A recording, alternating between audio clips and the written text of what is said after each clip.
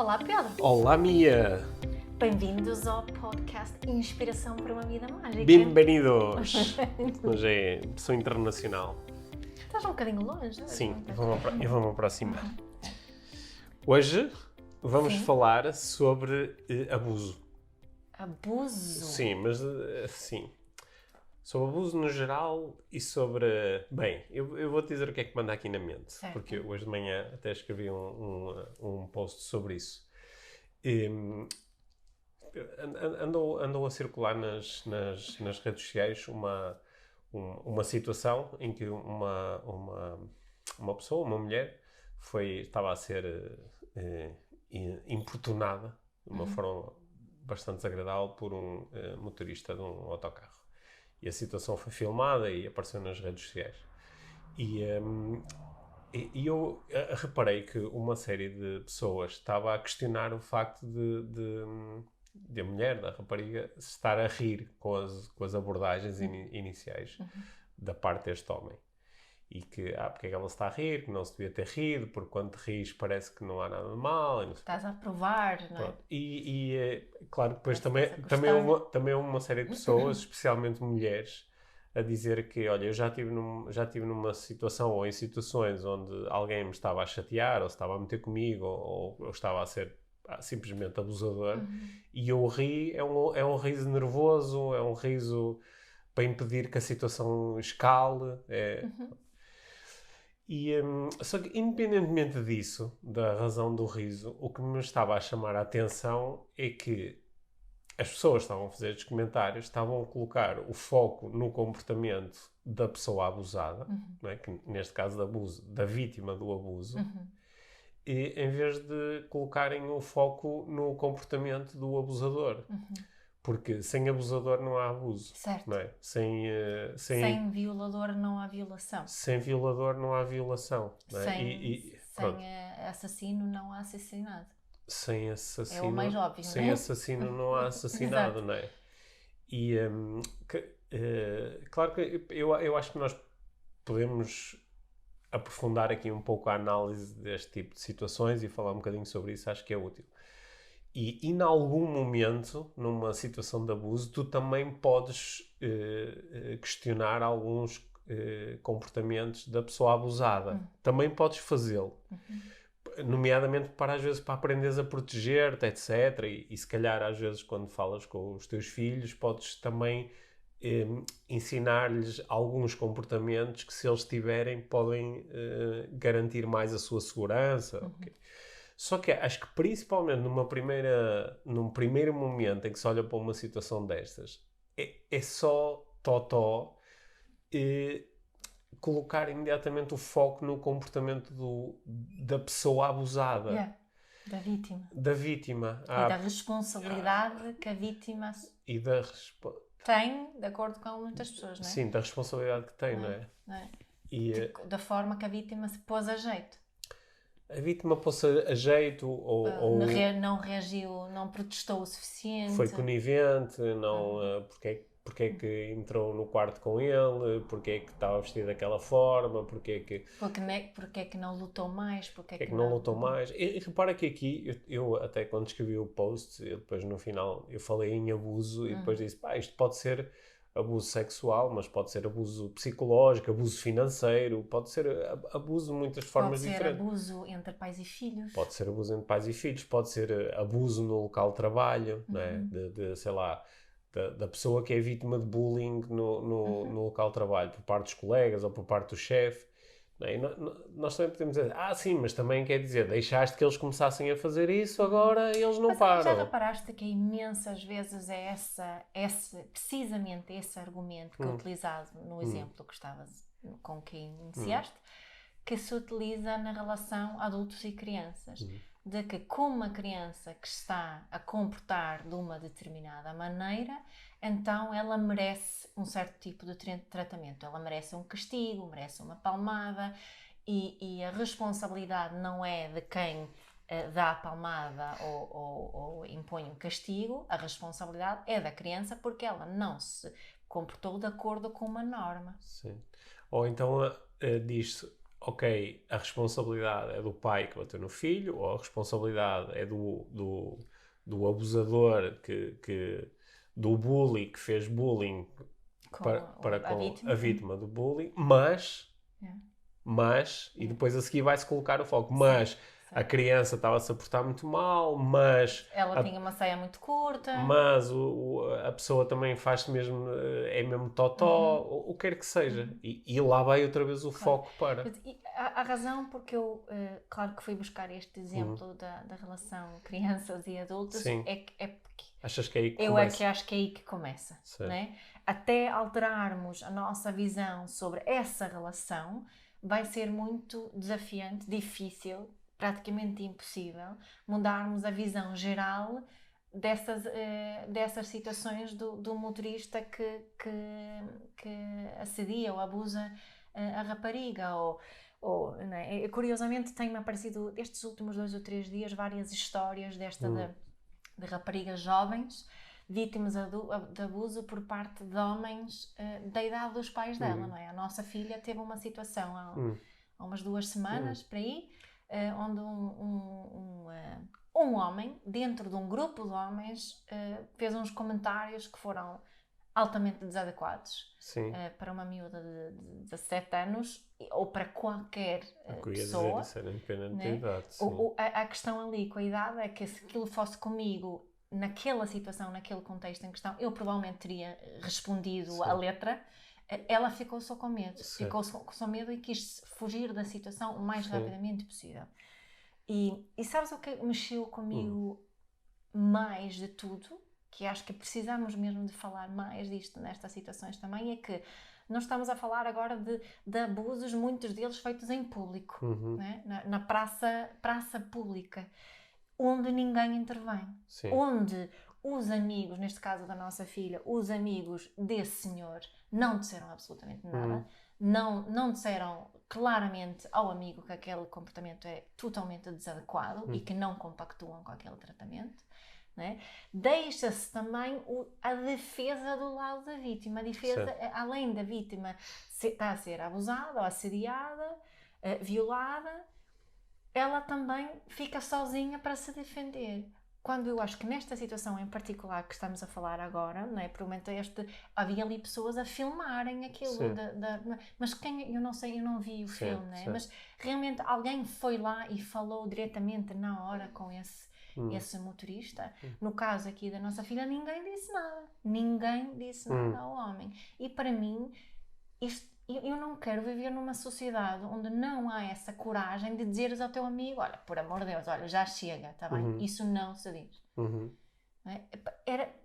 Basta esse comentário algumas vezes, eu acho que a maior parte iam provavelmente parar. Mas não foi assim tão mau, estás a exagerar. Não quero saber.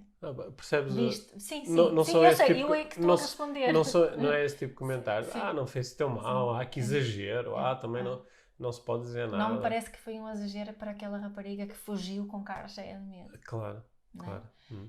E não estou aqui a... claro que nós podemos brincar, não é?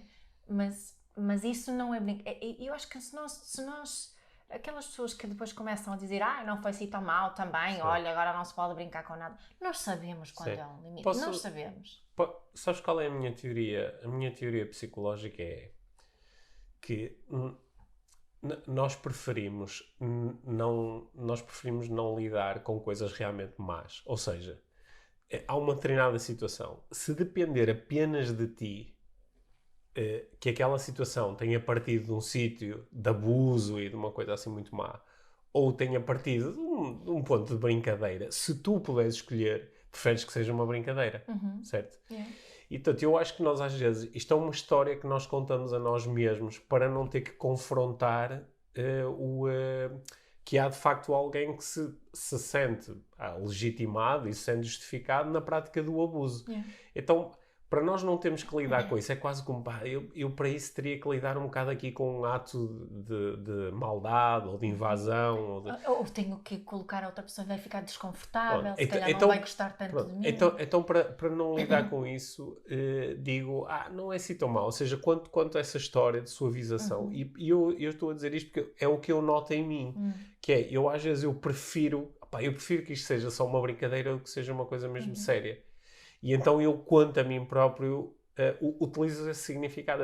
Se calhar não fez tão mal, ou se calhar é só uma brincadeira. Só que sou eu a procurar escapar ao meu mal-estar psicológico. Isso é acho que é um efeito poderoso. Mas há outro efeito também muito poderoso, que é, nós estamos constantemente a procurar manter-nos seguros, não é? E então, quando nós ouvimos uma história, por exemplo, de que alguém foi abusado, nós imediatamente, há um lado de nós, é um dos mecanismos inconscientes, faz parte da arquitetura do nosso inconsciente, de nós colocarmos imediatamente naquela posição. Não é? Porque, sei lá, isto era como há muitos milhares de anos, quando se ouvia a história de que alguém foi atacado por um tigre ali naquela zona, eu tomo uma nota mental, não posso ir para aquela zona senão acontece-me o mesmo. Portanto, quando eu ouço que alguém foi violentado, foi abusado, foi assediado, o que é que seja, eu tomo aquela informação como sendo potencialmente perigosa para mim. Deixa-me prestar atenção. E uma das formas de eu me sentir seguro é dizer assim, a pessoa usava uma saia muito curta. E eu digo assim, ok, então eu estou safo porque eu não uso saia curta. E então, prefiro acreditar nesta relação causa e efeito. A saia curta é que gerou... Torna as coisas muito mais simples. Torna mais simples, porque se eu me quiser proteger, só preciso não usar saia curta e estou safo. Não é? Enquanto que eu aceitar que não, a pessoa foi abusada porque há um abusador, a pessoa foi assediada porque há um assediador. Como eu não tenho controle sobre isso vai-me fazer sentir inseguro. Então há aqui ou a cena de, não, mas a pessoa riu-se. Pois, mas então eu não me ia rir, eu ia ficar muito sério e assim... E dizia dizer que não e o assédio desaparecia. Então, isto é um mecanismo psicológico que é às vezes algo complexo, mas que pode às vezes ajudar a entender de onde é que vem o facto de eu me focar imediatamente na vítima. Claro. Que às vezes parece que estou-me a focar na vítima porque quero julgá-la e quero atacar, mas eu acho que às vezes é mais um mecanismo defensivo. Quer dizer, ok, visto o que aconteceu no outro dia com uma história que parece que não tem nada a ver com esta, mas o mecanismo é parecido. Com aquele, aquele rapazinho Noah que desapareceu. Não é? Nós ficamos, é natural sentir medo e pensar, imagina que era o meu filho ou a minha filha que desaparecia. Então deixa-me ver se na história há uma coisa qualquer que logo à partida me deixa seguro. Nunca ia fazer isso. E deixaram a porta aberta. Eu nunca fecharia a porta, então posso ficar seguro. Nunca deixaria a porta aberta. Então posso ficar seguro. E eu acho que esse mecanismo é o que faz com que em determinadas situações nós vamos imediatamente procurar arranjar um culpado, porque assim... Uma razão de... E às vezes nem é tanto porque eu quero apontar o dedo a alguém, é porque eu me quero sentir seguro. Então, pronto, a pessoa pôs-se a jeito, como eu não vou pôr a jeito, eu estou seguro. E em relação a desses homens que não dizem nada ao amigo, que eu acho que também haver... Não é? Estava a pensar neste grupo de homens ali que a nossa filha teve aquela situação dela. É muito mais fácil para eles empatizarem com o amigo do que com a miúda. Certo. Não é? Ou seja, como eles empatizam mais com o amigo, porque é o amigo, porque é homem, tem a mesma idade, tem experiências para ser. Eles não conseguem perceber o impacto que esse comentário tem sobre a miúda, entre aspas, não é? Sim. Porque ela é só uma miúda e, assim, aquilo foi inofensivo. Mas conseguem imaginar o que era estar no lugar do amigo e ser corrigido ou ser chamado a atenção. Era aí que eu ia chegar, sim. Mas conseguem imaginar a vergonha que eles iam sentir se alguém lhes dissesse na praça pública que não estavam a aceitar ou concordar ou aprovar aquele comportamento. Não é? Com isso é muito mais fácil para eles empatizar. Agora, a tomada da consciência destes processos, tanto este que tu estavas a propor, que eu acho que é mesmo verdade, que é quase como se fosse não é? Uma estratégia quase de sobrevivência, não é? De gerir a tal ansiedade. E como eu posso ser amiga também, não preciso ser amigo de uma pessoa que diz alguma coisa deste género, que faz bullying, que abusa, eu tomar consciência do que é que está a acontecer em mim para eu não ter a coragem nesta situação to speak up, não é? Como se diz isso em português? To speak up, de falar alto, não é? De me chegar à frente. De me chegar à frente e de confrontar, de ajudar o outro também a tomar consciência do seu próprio comportamento. Certo. E porque isso pode ser muito importante. Eu tenho alguns dos comportamentos que eu consegui, não sei se corrigir é a palavra certa, porque é assim um verbo que eu não gosto muito, mas comportamentos que eu deixei de ter foram comportamentos em que alguém, e esse alguém a maior parte das vezes foste ou tu ou a nossa filha, me ajudou a entender que eu ao ter aquele comportamento ou fazer aquele comentário estou a praticar alguma forma de abuso ou estou a criar desconforto do outro lado. Né? E portanto estás a propagar estereótipos. Sim, às vezes receber esse comentário às vezes ajuda-nos a ganhar consciência de alguma coisa que estava muito inconsciente e dizer, pois é, não tinha pensado nisto desta forma, pois é. E agora que penso nisto, isto não está alinhado com os meus valores ou não está alinhado com a experiência que eu quero criar para os outros. Sim, não é isso que eu quero fazer, não é esse impacto. A minha intenção não foi essa, mas estou a ver que o impacto não está alinhado com a intenção. Então, para o impacto estar alinhado com a intenção, eu tenho que mudar alguma coisa, não é? Sim. Eu lembro-me de ouvir, quando era mais miúdo, como eu praticava um desporto de equipa, não é? Tínhamos aquela experiência normal, no final dos treinos, no final dos jogos, estamos todos no balneário a tomar banho. E às vezes eu ouvia conversas onde que me deixavam desconfortável.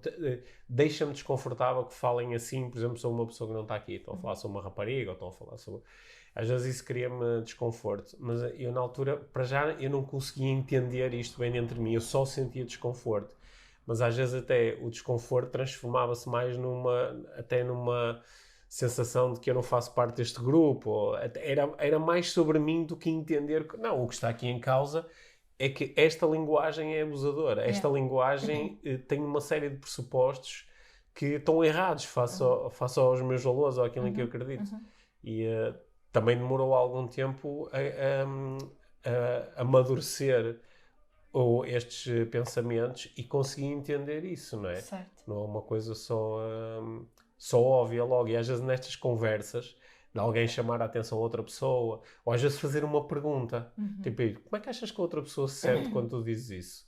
Mas como é que sabes que a pessoa sente isso? Como é que te sentirias se fizessem isso contigo? Olha, como é que te sentirias se um senhor da tua idade dissesse isso à tua filha? Certo, por exemplo. Não é? Ou à tua mulher. Certo. Já falaste com a tua mulher às vezes que ela teve que ouvir este tipo de comentários e como é que ela se sentiu quando os ouviu? Certo. E se a tua mulher estivesse aqui, tu terias feito o mesmo comentário. Certo. Não é? E estas perguntas, há umas que são mais incisivas do que outras. Mas, às vezes estas perguntas podem levar a pessoa a repensar aquilo que está a fazer sem ser logo uma correção. É só, às vezes pode ser só até começar quase como sentir-me curioso em... Não é? De onde é que veio isso? O que é que estás a procurar dizer? Qual é a necessidade que estás a procurar satisfazer? Não é? Sim. Acho que pode... Eu fico muitas vezes dividida, não é? Agora nós estamos a falar mais de como e a importância de falar com quem tem esse tipo de comportamento, não é? E há uma parte de mim que quer muito utilizar uma linguagem muito não violenta, de também reconhecer... Mas também quer... não é? De reconhecer as emoções e as necessidades da pessoa. Aliás, agora enquanto estávamos a falar, a imagem que me vem à cabeça, que eu nem estava lá, não é? Mas foi-me contado deste homem que disse aquilo à nossa filha, que não foi a primeira vez, não é? Que ela já infelizmente já teve de lidar com isto várias vezes, é de pensar, e eu posso imaginar aqui várias emoções e necessidades dele. Ao mesmo tempo, há aqui uma grande necessidade minha e no geral, acho eu, de marcar aqui um limite claro. Okay? E talvez começar por aí e não descuidar que este homem obviamente não sabe melhor. Não é? Ele naquela situação não sabe melhor e posso reconhecer isso também, mas eu sinto muito esta tipo, chega, não é? E isso também é alguém que tem mais de 40 anos, quase 45, e que eu não sinto grande diferença, continua a acontecer, seja, não mudou grande coisa. E a minha, o que mudou foi também o medo. Acho que para muitas mulheres devem reconhecer isso, esse medo que sentíamos, esses risinhos, esses risos nervosos que se tinha, transformou-se mais numa raiva, sabes? No outro dia fui ao dentista, estava a andar na rua de máscara, passou uma carrinha com dois senhores, aquilo é uma carrinha de uma empresa qualquer, já não sei se era de informática ou o que era. Estavam os dois senhores de cara, puseram o vidro para baixo e começaram lá com os seus comentários. E eu só continuei a andar, porque ainda por cima estava um bocadinho atrasada, mas o que me apeteceu mesmo era de mostrar a raiva que aquilo me causava. E no outro dia eu acho que te contei, nem sei se aqui mesmo numa das nossas conversas no podcast, mas eu estava em Matosinhos, eu estava a ir para o ginásio e estava uma obra, um prédio que está a ser construído. E à minha frente, uns 10 metros à minha frente, ia uma rapariga.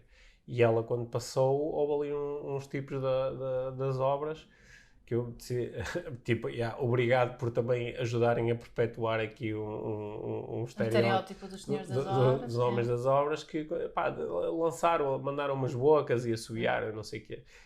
E eu fui assim muito, muito instintivo, mas eu ia uns metros atrás dela e observei esta cena e observei que ela mudou atravessou a rua e eu penso que uma das razões por terá é especulação, mas deve ter sido porque se sentiu desconfortável de repente estar ali a receber uns assobios e não sei o quê.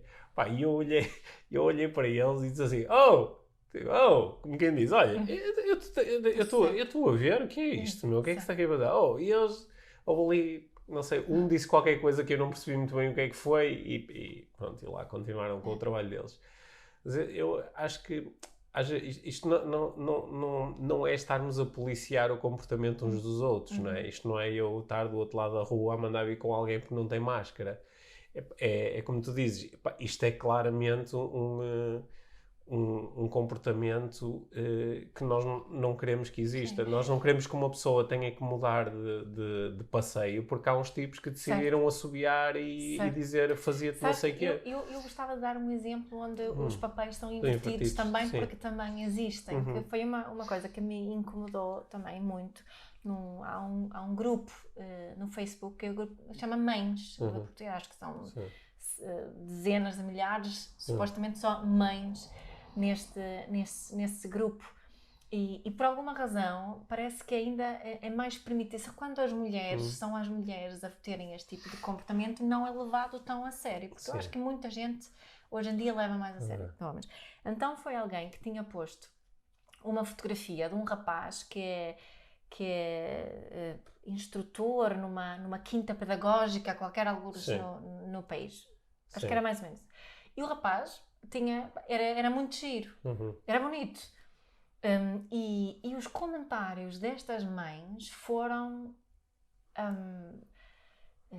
certamente com as melhores das intenções. Estás aí à procura da palavra certa. Eu não sei, mas eu estava a pensar, mas que raio, como é que nós vamos fazer o mesmo que nos têm feito durante tantos anos? Olha, mas eu tenho comentar, um exemplo... não é? De que, ele também faz festas para mães, ou quando é que posso marcar uma festa, não sei o quê, isto, e muita insinuação ao sexo, coisas muito, muito broncas mesmo, mas eram mulheres adultas em relação ao rapaz, ele também era adulto.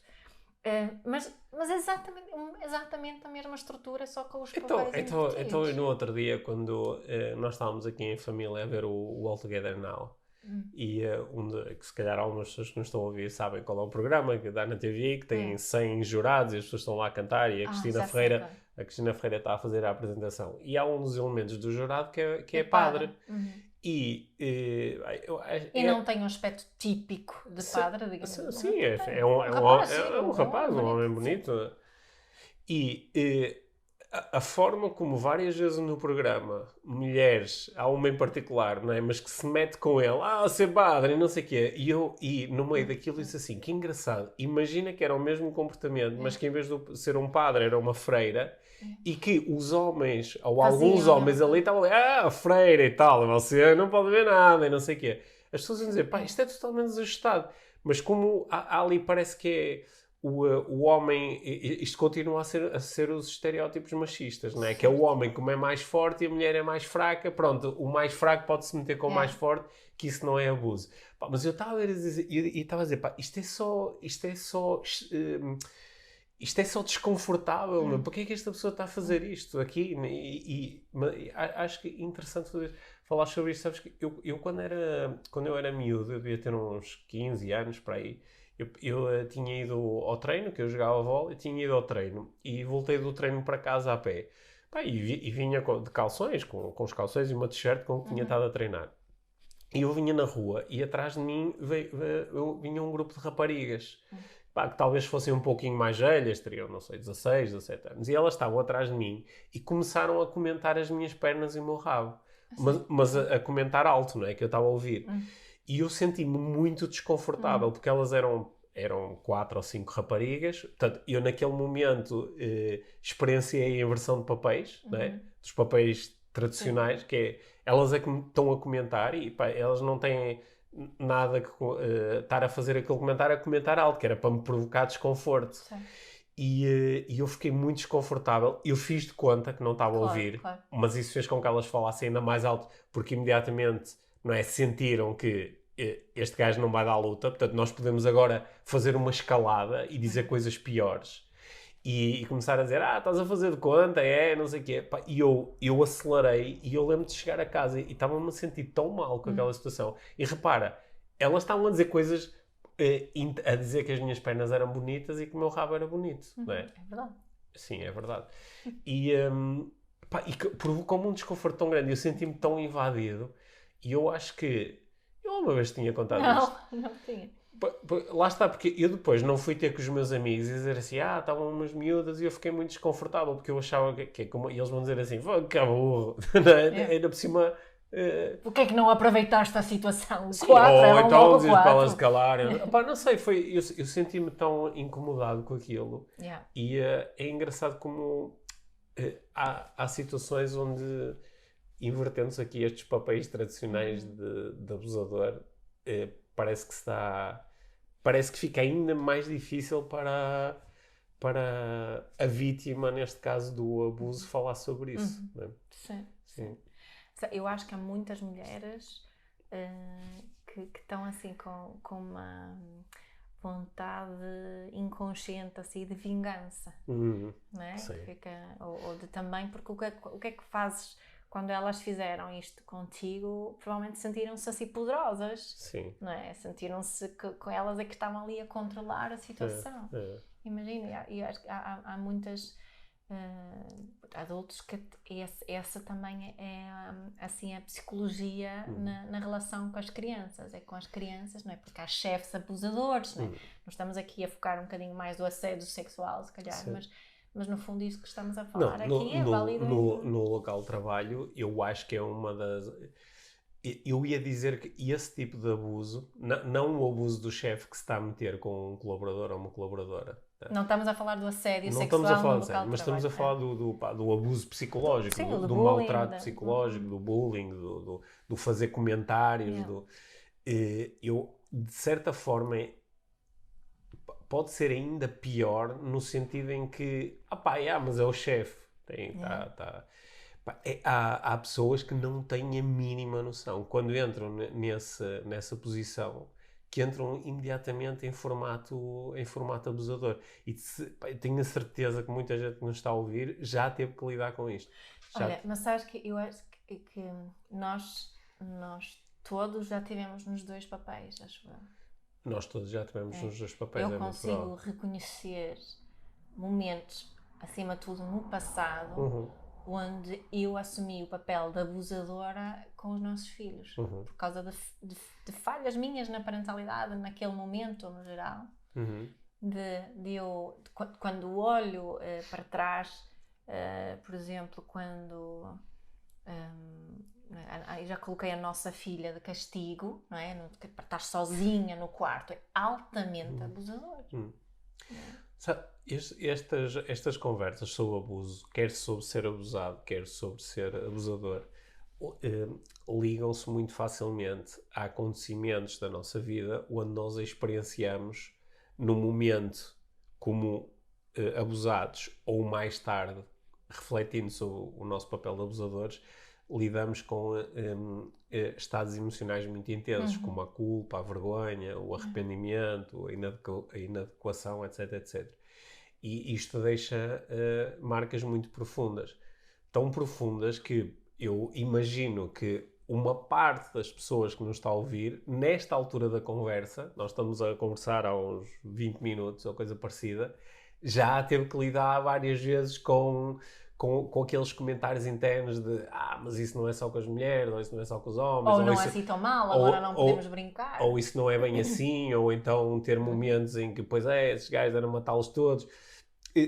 Porque é uma discussão que não é tão fácil tu ficares emocionalmente neutro ou afastado como noutras discussões, em que tu podes te afastar um pouco e dizer assim, ok, deixa-me pensar sobre isto para chegar aqui a algumas conclusões e refletir.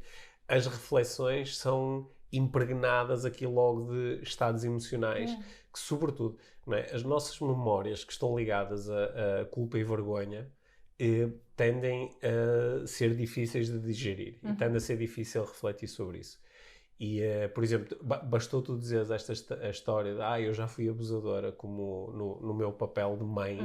Para muitas pessoas, ou entram logo num estado, pois eu também fui, e sentem tristeza e podem sentir às vezes até alguma culpa, como sim. Podem entrar logo num estado defensivo. Pronto, agora os pais vão ter que se sentir culpados e não sei o quê. Se é pai, também... entram logo num mecanismo defensivo disso. E eu estou a dizer isto porque acho que quem nos está a ouvir pode aproveitar estas ocorrências, se elas de facto ocorrerem, como um convite a, olha, então se calhar isto é mesmo importante para eu refletir sobre isto, é mesmo importante eu aprender a digerir estas memórias que eu tenho e aprender a relacionar-me com isto. E estamos, como sempre, a falar de autoconhecimento, né? Eu conseguir reconhecer estes mecanismos em mim e estas respostas em mim. Sim, eu acho que isso é mesmo importante, que seria muito incongruente. Eu acho que não há ninguém que só tem... que nunca esteve no papel do abusador. Olha, nem que seja de auto-abusador, porque também. Nós às vezes também abusamos de nós próprios internamente, né? Criticamos e maltratamos-nos, né? Isso também é uma espécie de abuso. Alguém vai dizer, mas abuso também é uma palavra um bocadinho demasiado forte. Não ouves isso. Quando ela diz que eu tenho dito que, não, mas uma palmada é, se tu bates no teu filho, nem que seja uma vez, aquilo foi violência doméstica. Não, mas não é bem assim. Sim, o que realmente interessa, eu acho que isto é um dos alinhamentos que nós temos mantido aqui bastante fortes desde o início do nosso podcast, é que o que realmente interessa é a experiência, que neste caso a pessoa que está a reportar e eu senti-me abusado, o que interessa é essa experiência. Porque se eu fizer alguma coisa e tu me disseres, Pedro, agora sinto que estás a abusar, sinto que estás a ser abusador ou que eu me estou a sentir abusada. O que me interessa é essa experiência em si. Se eu quero ter uma relação contigo... Mais do que eu focar-me logo na minha justificação e dizer, não estás a fazer nada. Olha, no outro dia aconteceu uma experiência aqui em casa que não tem nada a ver com o abuso, tem a ver com outro estado. Mas houve um determinado momento em que eu disse, olha, eu senti medo. Eu estava a reportar a minha experiência, eu senti medo, E a nossa filha disse assim, que exagero medo, vai alguém sentir medo naquela situação. Que engraçado, porque não interessa se era suposto sentir medo, ou se a maior parte das pessoas sente medo ou não. O que interessava naquele momento é que eu senti. Efetivamente medo. Eu senti medo e estava a reportar isso, não é? Claro que ela também pode ter duvidado, que se calhar não é medo, está a tentar ganhar algum tipo de vantagem dizendo que sentiu medo.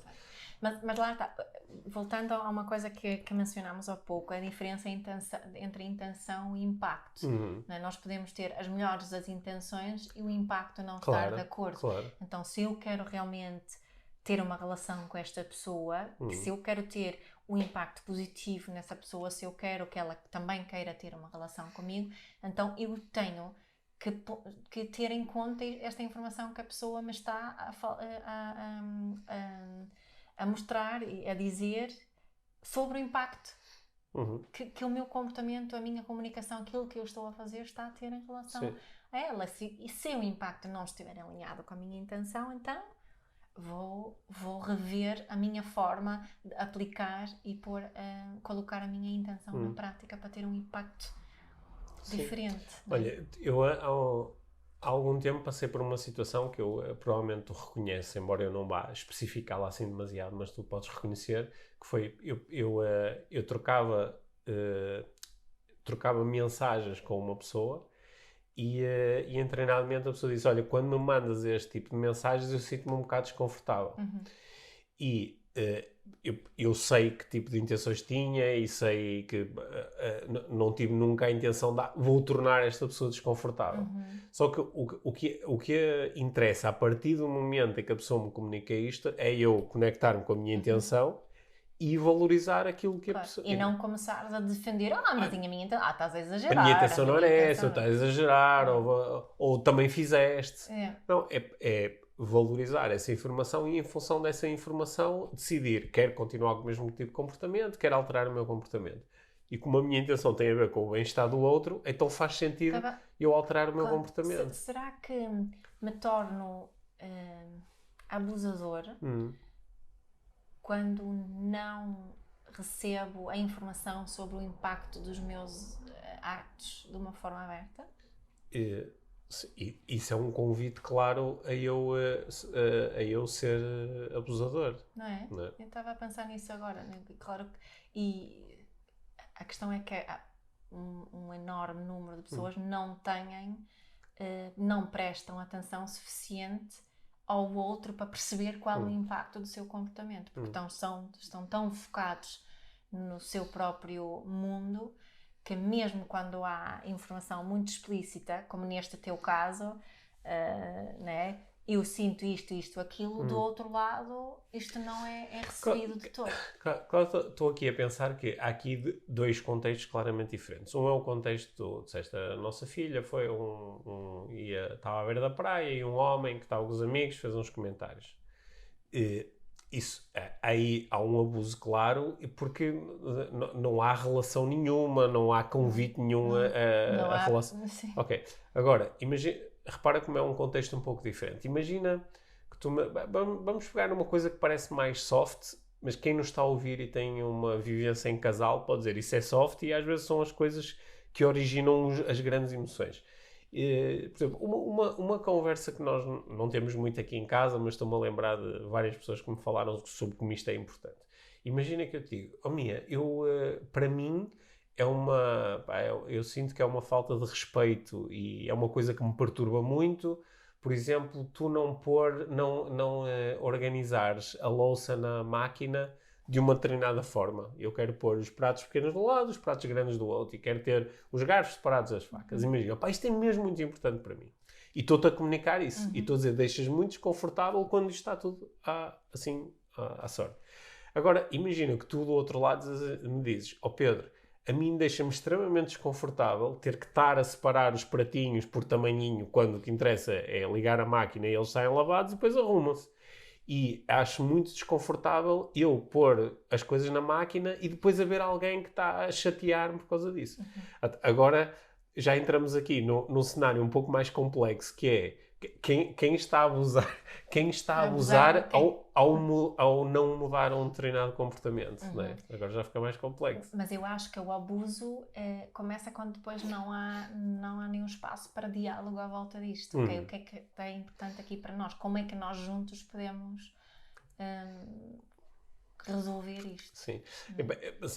Claro que agora eu levei isto para um cenário completamente diferente do cenário inicial. No cenário inicial nós estávamos a falar de situações onde o abuso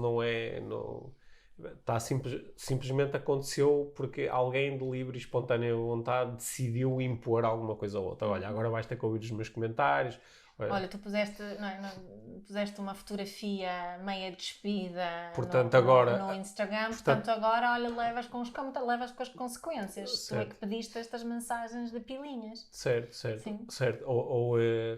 E pode, às vezes o abuso pode nem ser uma coisa desse género, mas olha, no outro dia aconteceu uma coisa comigo, eu coloquei nas stories uma coisa sobre, em que se falava num estudo, em que se fazia uma menção às aparentes diferenças que havia quando alguém é contagiado por Covid. O estudo, que era um estudo que eu li, era um estudo longo, eu fui ver as partes técnicas todas e achei que estava bem feito e propunha que havia uma diferença muito considerável na intensidade dos sintomas quando a pessoa contagiada seguia uma dieta vegetariana ou vegana ou seguia uma dieta carnívora. Pronto, omnívora. Pronto, e eu li aquilo e achei interessante e partilhei só a dizer, olha, fala-se tanta coisa do Covid, era interessante falar sobre estas coisas também. E eu depois recebi uma série de mensagens de pessoas que eu não conheço, porque depois aquilo, como foi um artigo bastante partilhado, aquilo deve ter chegado até ao conhecimento de pessoas que veem uma coisa partilhada por mim, mas não me conhecem. E começam-me a mandar mensagens, sem dizer bom dia, boa tarde, boa noite, logo. Mensagens de voz também. Mensagens, algumas até foram algo agressivas. E eu disse, ok, isto é uma espécie de abuso. Isto é uma espécie de abuso. A pessoa agora, sem nenhum enquadramento, sem nada, agora começa-me a chatear por causa de uma coisa que eu partilhei com que ela não concorda. Ok, quer dizer, uma coisa é receber uma mensagem tua que não precisas dizer bom dia nem boa tarde e curiosamente dizes sempre. E com coraçõezinhos. Agora, uma pessoa que eu não conheço e de repente está-me a chatear com uma linguagem agressiva. E foram várias pessoas que fizeram isto. Dizer, ok, claro que eu consigo desmontar os mecanismos psicológicos, dizer, ok, isto de alguma forma tocou numa crença que a pessoa tem, ou ela já anda há anos chateada com os malucos dos vegetarianos e dos veganos e isto incomodou de alguma forma. Eu sei que tem a ver com ela e não comigo. E eu posso Ou tem aquela cena que estavas a dizer antes. Não há procurar da não correlação, porque isso faz-me sentir mais segura com a minha dieta. Pode ser. Eu tenho uma dieta paleo ou keto. Sim. E agora vejo isto. Isto faz-me sentir inseguro, então é melhor contrariar isto ou negar e não sei o quê. Pronto, depois as pessoas ainda por cima estavam a chatear. Eu, uma pessoa que dizer assim, olha, eu sou vegetariana há muitos anos, de maneira que tenho aqui um viés. Claro que eu provavelmente partilhei isto mais rápido do que teria partilhado os resultados se fossem ao contrário. Ok, claro, eu consigo perceber esse viés. Ao mesmo tempo, eu não sou vegetariano por razões de nutrição nem de saúde, portanto, isso também não mudaria assim grande coisa para mim. Só que não me apetece falar com pessoas que são, neste caso, aquilo estava a ser um mini abuso. Também houve pessoas que mandaram mensagens a falar exatamente sobre uma coisa e a defender exatamente a mesma posição e que eu não achei nada abusiva. Certo. Porque criaram outro enquadramento, tiveram outro tratamento, ou são pessoas que eu já conheço e que isso já faz parte da nossa... Ou seja, nós sentimos assim onde está essa diferença do abuso. Nós como receptores do abuso, nós sentimos a diferença. Okay? E eu sei que é isso que às vezes custa admitir a quem está a ser acusado de abuso. E lá está, eu vou apontar e digo, o problema não é meu, o problema é da pessoa que escolheu sentir-se abusada. Agora a pessoa é toda sensível ou não percebe uma brincadeira. Mas se o abusador tivesse um alto nível de autoconhecimento e se realmente parasse e refletisse sobre as suas intenções antes de mandar as coisas cá para fora, ia encontrar algumas respostas interessantes também. Se estes trolhas no outro dia que tu viste, ou se aqueles senhores que passaram no carro no outro dia, ou se eles soubessem interrogar minimamente... Ou se a senhora que está a se meter com o padre... Ou a senhora que se está a meter com o padre, ou aquelas mães todas que estavam a falar sobre aquele rapaz... se parassem um bocadinho a refletir, elas percebem, dá para saber qual é a linha que separa as coisas. Se não sentes isso também, nós sabemos. E claro que de vez em quando todos nós vamos errar, mas aí se errarmos, em vez de nos andarmos a justificar e dizer que não, esta não foi a minha intenção, também não é assim tão mal, já não se brinca com nada e blá blá blá. Em vez de fazer isso, só dizer, olha, o exemplo que tu deste da pessoa que te deu de feedback. Ok, obrigada por partilhares comigo, agora sei melhor, vou fazer melhor. Sim. É só isso que é preciso, mais nada. Sim. E acho que não há um problema de base em dizer, olha, não era a minha intenção. Certo. Lá está a diferença entre isso. Não era a minha intenção, mas compreendo que isso foi o impacto. E obrigada, e agora sei melhor, vou fazer melhor. Pronto. Certo. Então. Agora, eu estou aqui a soprar porque volto muitas vezes aqui ao mesmo ponto nas nossas conversas, que é, quem já sabe isto, ouve esta nossa conversa e diz, uau, isto faz todo sentido, vou estar ainda mais atento. Mas sabe, quem ouve isto, eu quase que consigo apostar que a grande maioria das pessoas que ouvem isto não intervêm quando poderiam intervir. Quando ouvem estas não fazem o que tu fizeste ali com os trolls. Então, como é? Mas assim, e tu antes não fazias isso? Sim, eu antes não fazia e mesmo agora estavas à espera que eu dissesse isso, que fiz isto com as trolhas? Não. Não estavas? Não. Porque isso não é o meu comportamento dito normal. É por isso que estou a fazer esta afirmação que fiz, que a grande maioria, porque nós estamos aí em conta. Certo, ok. Portanto, esse meu lado de ativismo social ainda está muito longe de estar desenvolvido. Por isso, aí sim, esta conversa ajuda-me a ganhar mais coragem e encontramos formas de fazermos isso sem utilizar exatamente a mesma energia. Utilizarmos uma energia assim mais de... Sim. Sim, às vezes até pode ser, porque é muito importante também, sobretudo em algumas situações, garantir que a nossa intervenção não provoca escalada. Não é? Porque se tu vais fazer uma intervenção para estabelecer um limite, mas isso vai provocar uma escalada e, entre outras coisas, podes de facto estar a comprometer a tua integridade e a integridade de outras pessoas, não é? E por isso acho que o que é que seria comprometer a escalada, não é? Sei lá, vou na rua, vou ali a passar, o homem faz um comentário a uma rapariga, que neste caso até era a minha filha, e eu vou logo oferecer-lhe porrada, parte dos jeitos, os dedos todos, não sei o quê. E isto pode provocar... Foi o que te apeteceu. Isso pode... Quando? Quando ela te contou. Quando a minha filha contou. Sim. Sim. Sendo que se calhar ela era muito grande e forte. Sim, não, gerou o acesso aqui a uns instintos que são fortes, que são difíceis de ultrapassar. É muito pior ser eu a receptora deste comportamento do que observar que é a minha filha, a nossa filha é a receptora. Custa-me mais quando é ela do que quando sou eu. Sim. Pronto, acho que as pessoas que nos estão a ouvir que têm filhos, acho que conseguem entender isso, que em cima de todo o processo intelectual também há uma coisa assim mais biológica que diz... defesa da cria. Defesa, sim. Só que se a defesa da cria já é importante, quando ainda por cima, em cima disto, ainda tens um comportamento que tu achas que é socialmente aberrante, isto ainda ganha mais força, claro, não é? Claro. Mas o que é que podemos fazer mais, além de ajudar as pessoas a tomarem consciência do sofrimento? É também educarmos os nossos filhos, principalmente rapazes, um forcing extra de quem tem rapazes como nós, de conversar sobre estes temas acima de tudo, sabes? Não é preciso... ter este diálogo vivo em casa, acho que faz a principal diferença. E quando falamos aqui de colocar aqui ainda assim um tónico mais forte nas conversas com os rapazes, não é porque haja alguma diferença entre rapazes e raparigas. Em termos de valor. Mas é só porque é só ganhar consciência de que quer queiramos, quer não, e eles vão receber uma série de inputs sociais e culturais que lhes vão dizer que é mais aceitável eles serem abusadores do que se forem uma mulher. Claro.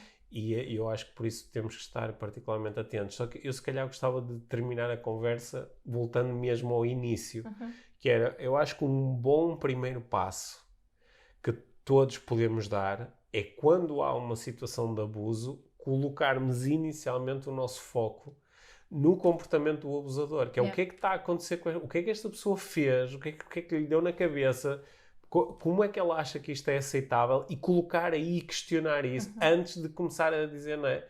antes de começar a perguntar, mas como é que estavas vestido, ou o que é que estavas, ou o que é que fizeste, ou como é que reagiste. Antes de fazer isto, colocar o foco onde realmente interessa. Sim, onde realmente interessa, porque eu acho que, caso contrário, corremos um risco muito grande, que é o abusado sentir-se duplamente abusado. Sentir-se abusado pelo abusador e sentir-se abusado pelas pessoas que ouvem falar do abuso.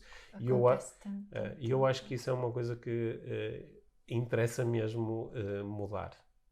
Concordo. Concordas? Que bom. Concordo. Olha, surprise. Sim. Obrigado pela conversa. Acho que ajudou para mim a deixar aqui algumas coisas mais claras. E fico contente de termos tido esta conversa e espero que... Isto é uma conversa de serviço público. Acho que sim.